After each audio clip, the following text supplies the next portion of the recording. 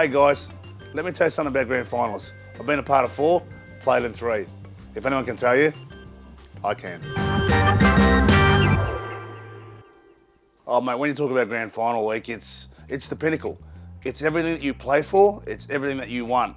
In our team, I'm not saying we had a bit of a drinking culture with the Broncos, but we didn't mind a beer when it was time to have a beer. But on this certain night, Wayne gave us a bit of time off after dinner, and one of the boys go, mate, let's go across to Jackson's on George. I said, yeah, rightio. So I think there was about 3/4 of the team went across to Jackson's on George, and I think a few of us drunk till like 2 in the morning. And I'm gonna be honest, I was one of those guys, that'll shock you. I think Kevy was one of those guys, Kevy Walters. I think Gordy was one of those guys, and there was a few others. So there was 4 or 5. Anyway, come the morning, the breakfast, Wayne pulls me and Kevy aside and that and says, he goes, mate, can you believe these journos, mate? They'd do anything to try and drive a wedge on us. And we go, what do you mean? He goes, oh, they're trying to say that like the Broncos team was out in the piss last night.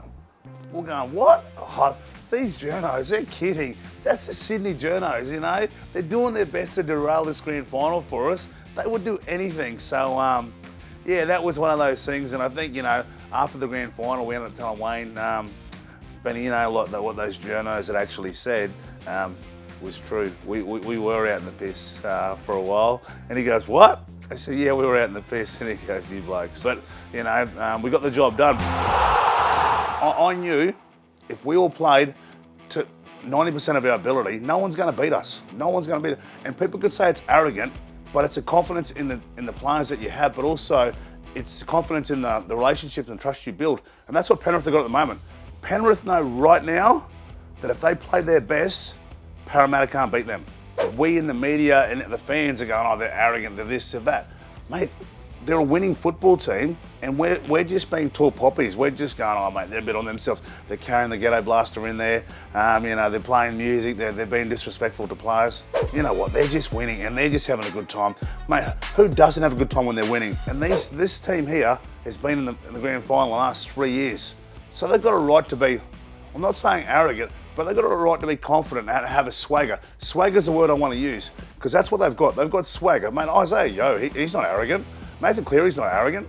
Mate, Nathan Cleary, the way that he plays and carries himself, mate, I love the kid, you know?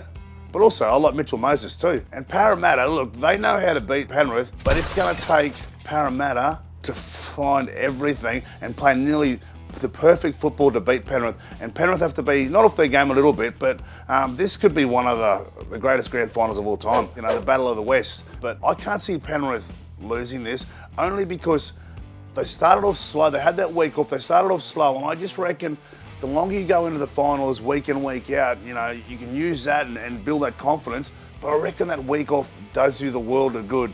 And I just think that they know they're sitting there, they're waiting for Parramatta, and they know what they did last week. The way they finished that second half against South, they'll take that confidence into the grand final. Parramatta know they did a good job up there against the Cowboys, but they've travelled. They've had to go every week. I'm going to lean towards Penrith by 4, you know, on the back of not just Nathan Cleary masterclass, but I just think their forward pack is just, I think it's just going to be too strong for Parramatta. And Parramatta, they're going to doubt themselves a little bit. Mate, I've been wrong before, but I just think Parramatta have got the team to sort of take them to the wire. But I just don't know when push comes to shove, whether they can hang in there enough. I know they did against the Cowboys last week, Parramatta, but I don't know if they can do it at the Olympic Stadium come grand final day on Sunday.